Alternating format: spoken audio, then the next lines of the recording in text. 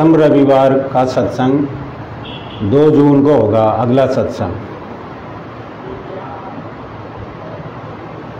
यहाँ पे सत्संग में आए हुए सभी सत्संग प्रेमियों का बहुत बहुत आभार, क्योंकि सत्संग ही है जो हमारे जीवन को सुंदर बनाता है। क्योंकि बिना सत्संग के जो हमारा मनुष्य जन्म है वो एक पशु के समान है। एक बार की बात है, तुलसीदास जी अपनी शिक्षा पूरी करके अपने गांव की तरफ चले। वो ये सोच रहे थे कि अब उनको ज्ञान प्राप्त हो गया है, शिक्षा मिल गई है, तो अब गांव में जाएंगे तो लोग उनसे पहले जैसा व्यवहार नहीं करेंगे। कम से कम वो विद्वान हो गए हैं तो कुछ तो दबाव महसूस करेंगे। लेकिन जो संत जहाँ पे पैदा हुआ होता है, लोग उसको महत्व नहीं देते हैं। क्योंकि कोई कुछ भी कैसा भी विद्वान हो जाए, उसको जहाँ पे पैदा होता है वहाँ के लोग उसको महत्व नहीं देते हैं। तो तुलसीदास जी जब अपने गांव की तरफ चले तो थोड़ी दूर जब गांव के पास में बिल्कुल पहुंच गए तो गाय चराने वाले थे। गाय चराने वाले उनको देखा तो तुलसीदास जी के बचपन का नाम भोला था। तो ग्रामवासी सारे कहने लगे, देखो ये भोलवा आ गया। क्योंकि वहाँ पे पूर्वांचल में भोला को भोलवा कहते हैं, जो बिगड़ा हुआ रूप है। और उसके बाद में जब तुलसीदास जी पास में आए तो तुलसीदास जी को उसी तरह से छेड़ने लग गए जो उनके दोस्त थे पुराने जैसे। फिर उसके बाद में तुलसीदास जी ने कहा कि तुलसी वहाँ न जाइए जहाँ जन्म की ठाव, गुण अवगुण जानत नहीं वही पुराना नाम। कोई भी कितनी भी तरक्की कर ले, चाहे कोई ऑफिसर बन जाए या कुछ भी बन जाए, लेकिन जब अपने गांव में जाएगा तो उसके गांव वाले अगर वो सोचे कि ये कुछ दबाव महसूस करेंगे तो वो ऐसा कुछ नहीं होगा। इसी तरह से जो संत जो आसानी से किसी से मिलते हैं, लोग उनका भी महत्व नहीं समझते। ऐसे जगह पे लोग ज़्यादा जाते हैं जहाँ पे सिक्योरिटी गार्ड होते हैं, मिलने नहीं देते हैं, लोग उनकी वैल्यू समझते हैं। क्योंकि आजकल लोग जहाँ पे सत्संग में जाते हैं भीड़ देख के जाते हैं कि जहाँ पे भीड़ है वहीं पे सारे लोग नाम लेते हैं। और जहाँ पे भीड़ नहीं रहती है वहाँ लोग उस जगह का कोई महत्व नहीं समझते। और भीड़ वहीं पे इकट्ठी होती है जहाँ पे धन और बल का इस्तेमाल होता है और प्रचार होता है। प्रचार और प्रसार में और जो बोलने में माहिर होते हैं वही लोग जो भीड़ को इकट्ठा करते हैं। लेकिन सदगुरु कबीर साहब ने कहा है कि जो भक्ति है उसका भीड़ से कोई लेना देना नहीं है। क्योंकि भक्ति के लिए जो आंतरिक सुधार की आवश्यकता है वो उससे भीड़ से उसका कोई ताल्लुक नहीं है। इसीलिए कहा है कि मन से दुष्ट विचार तज, तन से दुष्ट आचार, कहें कुमार गुरु सेवा से निश्चय उतरे पार। जो हमारे मन से दुष्ट विचार जब तक नहीं जाएंगे और जो आचरण है वो भी जब तक एक संत के जैसा नहीं होगा, तब तक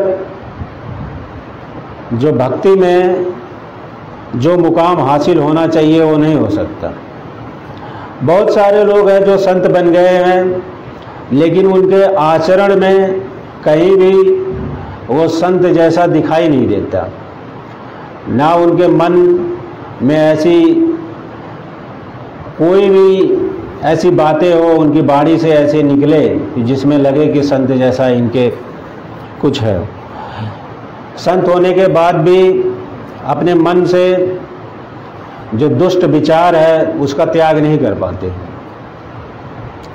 कुछ मार्केट में ऐसे भी बाबा आ गए हैं जो दूसरे संतों का उपहास करते हैं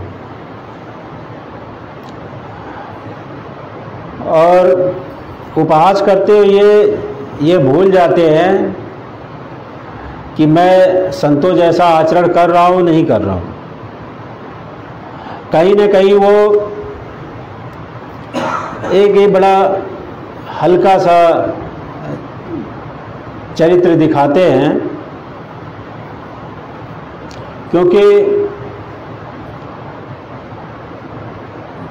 कुछ लोग हैं जो सोशल मीडिया पे ऐसा दावा कर रहे हैं कि मैं अगर मरूंगा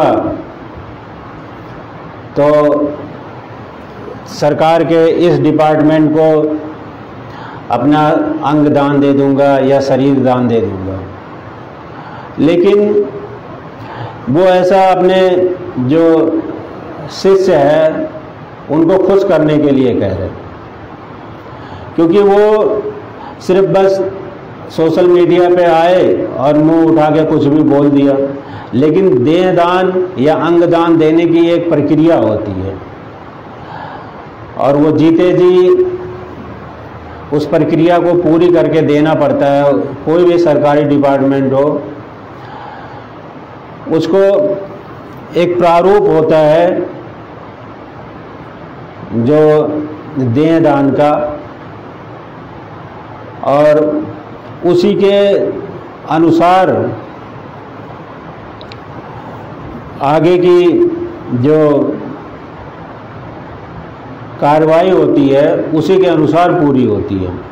अगर कोई सोशल मीडिया पे ये बोल देता है कि मेरा शरीर इस विभाग को दान दे दिया जाए और प्रक्रिया पूरी नहीं करता है, और उसके बाद अगर उनके शिष्य उनके जो मृत शरीर को वहाँ लेके जाएंगे तो ये कहेंगे कि हाँ जी, हमारे गुरुजी ने एक सोशल मीडिया पे ऐसे वीडियो में बोला था, आदेश दिया था कि हमारे इस विभाग को दान दे देना। तो वो तो उस विभाग के लोग कहेंगे कि आप अनुबंध दिखाइए कि आपने जो मृत व्यक्ति है इसने जीते जी अपने हस्ताक्षर किए हैं या नहीं किए हैं। तो अगर वो लोग कहेंगे नहीं, तो वो तो कहेंगे कि ये तो कूड़ा है, ले जाओ, ये तो हमारे किसी काम का नहीं है। तो जो भी ऐसे गुरु हैं जो अपने शिष्य को खुश करने के लिए ऐसी बातें बोल रहे हैं, उनको पहले जो देह दान की प्रक्रिया है उसको पूरी करके दिखाना चाहिए, फिर उसको आके सोशल मीडिया पे बोलना चाहिए। नहीं तो ऐसे तो कोई कुछ भी बोल देगा और जो शिष्य है वो सवाल नहीं करेंगे कि ऐसा गुरुजी हमारे क्यों बोल रहे हैं, क्योंकि वो उनका काम है खुश करना। और सवाल जवाब होता है जीते जी व्यक्ति से। जो व्यक्ति जिंदा है उसी से सवाल जवाब हो सकता है, मरने के बाद किसी से कोई सवाल जवाब नहीं हो सकता। और इस बात को वो लोग अच्छी तरह से जानते हैं। कहते कहें कुमार जा घट हो हरि दर्शन की आस, और जाए सदा सत्संग में गुरु सेव करे दिन रात। अब ऐसे लोग गुरु सेवा चाहते हैं लेकिन उन्होंने गुरु सेवा कभी किया नहीं है, और जब भी गुरु सेवा के नाम पे गुरु से छल किया है, वो लोग तो ऐसे ही है, गुरु सेवा तो जानते नहीं है, क्योंकि गुरु सेवा तो उनकी एक दिखावा थी। इसीलिए जो भी व्यक्ति हैं वो ईमानदारी अंदर से होनी चाहिए, क्योंकि जो भी हम कर रहे हैं वो अपने लिए कर रहे हैं। दुनिया के लिए वो लोग करते हैं जो छवि बनाने का काम करते हैं। इसीलिए कहा है, जाके मन विश्वास है, घटे न गुर से प्रेम, और कहें कुमार हुआ क्यों राखे, जग में दूजा नेम। कह रहे हैं कि जिस भी व्यक्ति को गुरु में अपने पूर्ण विश्वास है, उसका प्रेम कभी भी नहीं घटेगा, क्योंकि जिसका प्रेम घटेगा तो उसके कहीं विश्वास में कहीं ना कहीं कमी होती है। अगर गुरु के प्रति पूर्ण विश्वास है तो उसका प्रेम कभी भी घट नहीं सकता। इसीलिए कहते हैं, प्रीत पुरानी ना होत है, जो उत्तम से लाग, 100 वर्षा जल में रहे, पत्थर न छोड़े आग। जैसे एक पत्थर है, वो अगर समुद्र में उसको 100 वर्ष तक भी रखिए तो वो जो उसकी, जैसे पत्थर को पत्थर से टकराएंगे तो आग छोड़ेगा, तो अगर वो पानी में 100 साल भी रहेगा और उसको बाहर से पत्थर को टकराएंगे तो उसको आग छोड़ने की जो उसके अंदर की कला है वो कभी ख़त्म नहीं होगी। इसी तरह से जो प्रेम गुरु से जिसका हो गया, एक बार अगर सच्चा प्रेम हो गया तो वो कभी भी ख़त्म नहीं रहेगा, वो शिष्य के अंतिम सांस तक चलेगा। क्योंकि जो भी सच्चा प्रेम है और अगर दिखावटी नहीं है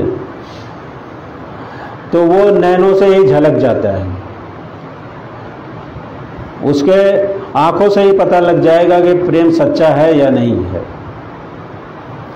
इसीलिए कहते हैं कि प्रेम प्रेम सब कोई कहे, प्रेम न चीन्हे कोय, और जा मार्ग से साहब मिले, प्रेम कहा वैसो। प्रेम की लोग कई जगह उसको प्रयोग करते हैं, क्योंकि कई लोग क्या करते हैं, संसारिकता में जो सदगुरु कबीर साहब की बाड़ियाँ हैं प्रेम के लिए, उसका सांसारिकता के लिए प्रयोग कर देते हैं। लेकिन सदगुरु कबीर साहब कहते हैं, प्रेम का रास्ता वही है जिससे साहब तक जाए। ऐसा जो मार्ग जो साहब तक लेके जाए, उसके अलावा जितनी भी बातें हैं वो सिर्फ बातें हैं। और प्रेम में कोई जीत या कोई हार नहीं होती है,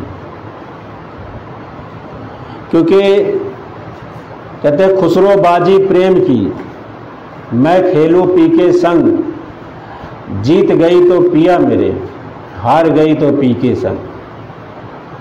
वो कह रहे हैं, अगर हम भक्ति कर रहे हैं और अगर जीत गए तो हमें सद्गुरु की प्राप्ति होती है, और अगर हार भी गए तो भक्ति में ही तो हार हुई है, तो अफसोस किस चीज़ का। इसीलिए कभी भी भक्ति में अगर असफलता मिले भी तो निराश होने की आवश्यकता नहीं है, क्योंकि निराश होने से जो हमारी आत्मिक शक्ति है वो घटती है। जो हौसला अगर हमारा टूटेगा नहीं तो एक न एक दिन भक्ति में अवश्य सफलता मिलने वाली है। क्योंकि जो प्रेम है वो छिपाए कभी छिपता नहीं है। कहते हैं, प्रेम छिपाए ना छिपे, जो घट प्रगट होए, और जो पाए मुख बोले नहीं, नैन देत है। प्रेम ऐसा है कि कोई भी अगर उसको छिपाना चाहे, जिसके अंदर उपज गया या जिसके अंदर पैदा हो गया प्रेम, वो उसको छिपा नहीं सकता है। उसके नैन खुद ही गवाही देंगे कि उसका ईश्वर के प्रति प्रेम जाग गया है। उसका जो नैनों से ये स्नेह है, उसका ये दिख जाता है। क्योंकि जो भक्ति में जो सफलता के लिए लगन और प्रेम बहुत आवश्यक है। बिना लगन और प्रेम के ये सफल होना मुश्किल है। आजकल लोग भक्ति में थोड़ी सी भी अगर सफलता मिल जाती है तो बहुत उछलने लगते हैं। जैसे किसी पंसारी को एक हल्दी की गांठ मिल जाए और वो बहुत ज़्यादा ही उस गांठ के लेके उछलने लगे कि हाँ जी मुझे ज्ञान प्राप्त हो गया है, तो वो कहीं भी शोभा नहीं देता सत्संग के लिए। क्योंकि कहते हैं बड़े बड़ाई ना करे, बड़े न बोले बोल, रहीमन हीरा कब कहे, लाख टको है मेरे मोल। जो भी ऊंचे संत हुए हैं वो अपने मुंह से अपना बखान खुद नहीं करते, क्योंकि जो ज्ञानी होने का दम्भ भरते हैं वो कहीं ना कहीं उनके अंदर झोल होती है, वो कहीं ना कहीं अपने आप का विज्ञापन कर रहे होते हैं। और जो संत होते हैं वो अपने आप का विज्ञापन नहीं करते हैं, वो अपने आप को छिपा के रखते हैं। क्योंकि भक्ति जो हमेशा छिपा के ही करनी चाहिए। अगर भक्ति का कोई दिखावा करेगा, अगर एक संसारी व्यक्ति भक्ति का दिखावा करेगा तो उसका समाज में ही नुकसान होगा। क्योंकि लोग समाज में अगर वो किसी से भी उसकी तू में होती है या कोई झगड़ा लड़ाई हल्की से भी होगी तो लोग सोचेंगे कि जो ये तो सत्संगी है, तो उसके ऊपर कटाक्ष करेंगे, व्यंग करेंगे, कहाँ के तुम सत्संगी हो, किस बात के सत्संगी हो तुम। क्योंकि वो खुद गलत रहना चाहेंगे, लेकिन जो अगर अपने आप को जो सत्संगी प्रदर्शित करता है तो वो सोचेंगे इसका सही रहना जरूरी है, मैं सही रहूं या ना रहूं। तो इसलिए भक्ति प्रदर्शन की वस्तु नहीं है, उसको अपने तक ही सीमित रखना चाहिए। और जो बड़ी बड़ी बातें करते हैं, जब कोई बड़ी बड़ी बातें करे तो ये समझ लो कि ये इसके अंदर गहराई नहीं है। क्योंकि जो भी बड़ी बड़ी बातें कर रहा है उसके पीछे कोई ना कोई उसका स्वार्थ है। और भक्ति में हमेशा जिसको कुछ मिला है वो छोटा बन के ही मिला है। जो भी ऊंचा बनने का प्रयास किया है उसको भक्ति में कुछ प्राप्त नहीं हो पाया है। कहते हैं ऊंचे पानी ना टिके नीचे ही ठहराए, और ऊंचा हो सो प्यासा रह जाए, नीचा हो सो भर भर पीवे। जो भक्ति में जो छोटा बन के रहता है उसी को ही ज्ञान प्राप्त होता है। क्योंकि जो गुरु सेवा है वो जो छोटा रह के ही हो सकती है। जो व्यक्ति अपने आप को बड़ा साबित करेगा या बड़ा ठहराने की कोशिश करेगा, वो भक्ति में जो ऊंचे ऊंचे संत जिस मुकाम पे पहुंचे वहां तक नहीं पहुंच सकता। इसीलिए जब तक हमारा शरीर मिला है, हमें भक्ति के लिए हमेशा तत्पर रहना चाहिए। क्योंकि हम भक्ति तभी तक कर सकते हैं जब तक ये हमारा शरीर है। जिस दिन शरीर नहीं रहेगा उस दिन चाहे कोई कितना भी पछताए, चाहे कुछ भी सोच ले, ना वो गुरु सेवा कर सकता है, ना भक्ति कर सकता है। इसीलिए जो भक्ति में तत्परता और लगन बहुत आवश्यक है। कहने कबीरा इस देही का मोहे भरोसा ना है, कल देखा बाजार में आज शमशान माए। हम लोग किसी को देखते हैं कि कल तो शाम को ये यहीं था और सुबह उसकी खबर आती है कि उसकी मृत्यु हो गई। तो सदगुरु कबीर साहब कहते हैं कि जो ये संसार है ये बिल्कुल टेम्परेरी है, ये भरोसे के लायक नहीं है कि इसमें जो भक्ति के काम को पेंडिंग रखा जाए, क्योंकि भक्ति एक ऐसी चीज है कि जिसको टालना नहीं चाहिए। लोग क्या करते हैं कि जिससे कमाई का साधन हो उसको सबसे ज़्यादा प्राथमिकता देते हैं और भक्ति को सोचते हैं ये तो बाद में कर लूँगा। लेकिन जो भक्ति है, जो उसको प्राथमिकता देते हैं, वही गुरु के सबसे प्रिय हो पाते हैं। इसीलिए हमें अपने कभी भी धन, वैभव, इसके जो है इसका अहंकार नहीं करना चाहिए। कहते कबीरा गर्व न कीजिए ऊंचा दोइख आवास, काल परो भूल लोट ना ऊपर जमसी घास। कहते यहाँ पे बड़े बड़े लोग आए और बड़े बड़े लोग चले गए। कह रहे इस संसार में वो लोग भी थे जिनके चलने से ये पृथ्वी हिलती थी, और ऐसे भी हुए हैं जिन्होंने अपने 2.5 पग में पूरे पृथ्वी को नाप दिया। लेकिन वो भी आज इस धरती पर नहीं है, क्योंकि सबका एक समय निश्चित है। उस समय से ज़्यादा एक श्वास भी कोई भी फालतू नहीं ले सकता। इसीलिए जो हमें धन है, जो भी हम अपने धन की कमाई करते हैं पुरुषार्थ से, उसका हमें सदुपयोग करना चाहिए। लेकिन आजकल संसार में लोग धन का 3 तरीके से उपयोग करते हैं।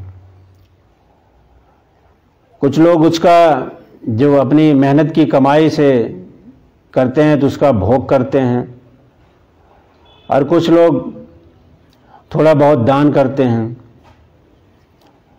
और कुछ लोग नाश करते हैं। अब भोग है वो जैसे अपनी गृहस्थी चल रही है, उसमें जो भी आवश्यक है घर के खर्चे पूरे करने, वो सारी चीज़ें होती है जो अपने शरीर के लिए, अपने परिवार के लिए जो हम पूर्ति कर रहे हैं, वो भोग रहता है। दान वो होता है जो परमार्थ के लिए किया जाए, स्वार्थ ना हो जिसमें। जैसे किसी भूखे को खाना खिलाना, किसी को कपड़े दे देना, जो भी परमार्थ के लिए जो दान दिया जाता है वो दान की श्रेणी में आता है। और जो धन का नाश अज्ञानी लोग करते हैं। धन का नाश कैसे करते हैं? नशा करते हैं, विषयों में पैसा खर्च करते हैं।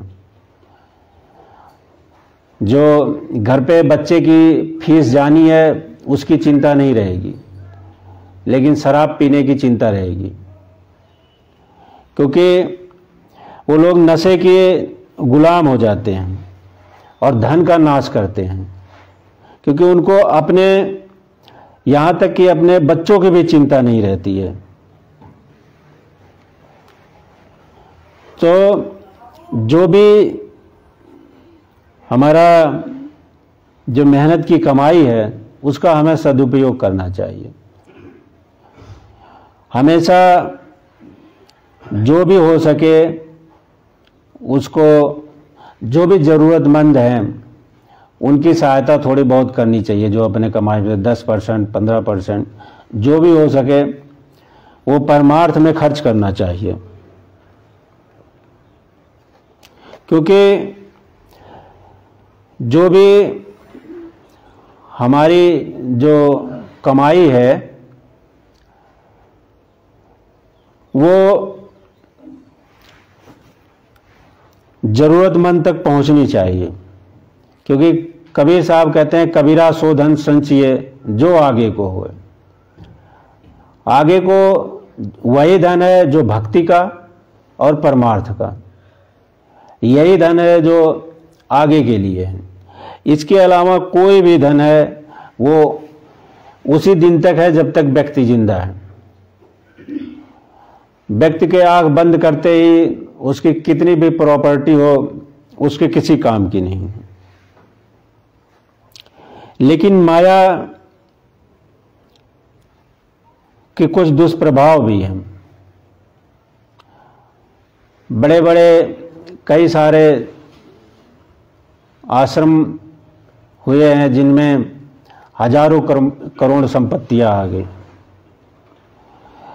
तो वहाँ पे क्या हुआ कि जो गुरु ही है उन्हीं की जान खतरे में होगी। उसमें जैसे जय गुरुदेव वाले बाबा थे, आशुतोष महाराज जी थे, इनका क्या हुआ आज तक पता नहीं लगा। वो रहस्य का रहस्य ही रह गया। इसीलिए सदगुरु कबीर साहब ने बहुत पहले ही बोल दिया था कि गुरु को चेला बिस दे जो गांठ होए दाम, और पूत पिता को मारसी ये माया के काम। जो माया के कुछ साइड इफेक्ट भी है। अगर किसी के पास ज़्यादा धन हो जाता है तो उसका नुकसान भी होता है। इसीलिए सदगुरु कबीर साहब ने कहा था कि नाव में बाढ़े जल और घर में बाढ़े दाम, दोनों हाथ उलीचिए यही सयानों का। जैसे व्यक्ति नदी में अगर नाव के माध्यम से जा रहा है और उसमें पानी भरने लगा तो अगर चुल्लू चुल्लू वो उसमें से निकालेगा तो एक दिन नाव डूब जाएगी। वो कह रहे दोनों हाथ से उलीचो जिससे सारा पानी जल्दी से नाव में से बाहर निकल जाए। इसी तरह से माया भी है कि अगर ज़्यादा हो तो व्यक्ति को डुबा देती है। अब अगला सत्संग 2 मिनट बाद होगा।